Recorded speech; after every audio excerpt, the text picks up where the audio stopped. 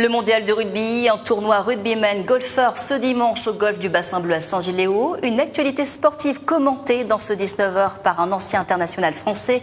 Bonsoir Yannick Josion et bienvenue sur Antenne Réunion. France-Irlande, un match très attendu ce dimanche. Le 15 de France n'a pas battu le 15 du trèfle depuis 2011. Voyez-vous les Bleus en capacité de remporter ce match ?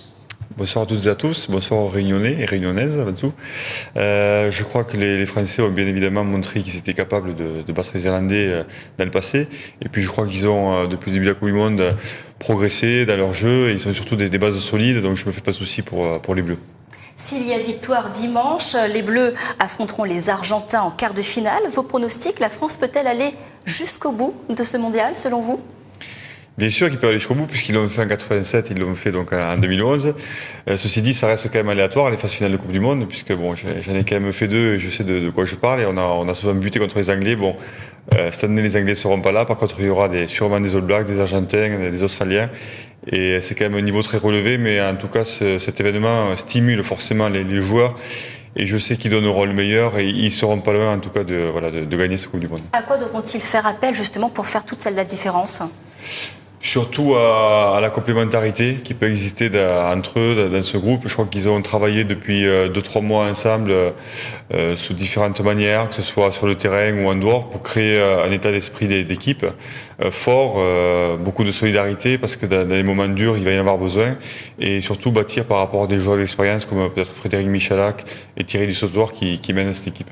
Vous êtes un ancien, vous avez joué au poste de 3 quarts centre, 73 sélections au sein de l'équipe de France, 11 au Stade Toulonnais, retraité depuis 2013. Est-ce que finalement ne pas avoir pu participer à un mondial, est-ce que c'est le seul regret de votre carrière ? Alors j'ai quand même participé à 2 reprises en 2003 et en 2007. Puisque j'ai fait partie de l'équipe qui a battu les All Blacks. Donc j'espère qu'ils rééditeront l'exploit si jamais ça se représente ici pour cette Coupe du Monde. Sachant que voilà, c'est des événements majeurs et notamment en 2003, c'était un événement qui m'a fait progresser dans ma carrière et qui m'a permis après d'apporter au Stade Toulousain donc toute mon expérience. Voilà. Vous êtes de passage dans notre île pour un tournoi rugbyman golfeur ce dimanche au golf du Bassin Bleu. Un tournoi, une manifestation caritative au profit de la Maison du Diabète. Voilà, au profit de la Maison du Diabète. L'association Rugbyman Golfeur soutient aussi l'association des Petits Princes. D'ailleurs, nous avons rendu visite ce matin au centre hospitalier de Belle-Pierre à cette association, voilà, aux enfants malades. Et je crois que c'est très intéressant de pouvoir soutenir comme ça ces enfants, leur apporter tout simplement un sourire, un ballon. Et d'ailleurs, ils étaient ravis à la fin de notre visite. Voilà.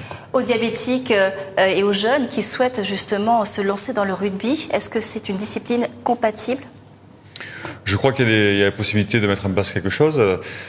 C'est pourquoi d'ailleurs ils seront présents dimanche à cet événement qui va réunir donc quelques rugbyman golfeurs.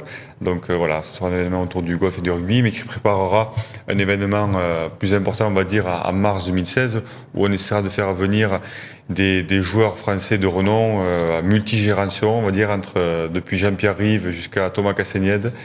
Mais bon, ça sera dans quelques mois. Et on suivra tout cela avec beaucoup d'attention. Merci Yannick Josion d'avoir répondu aux questions d'Antenne Réunion ce soir.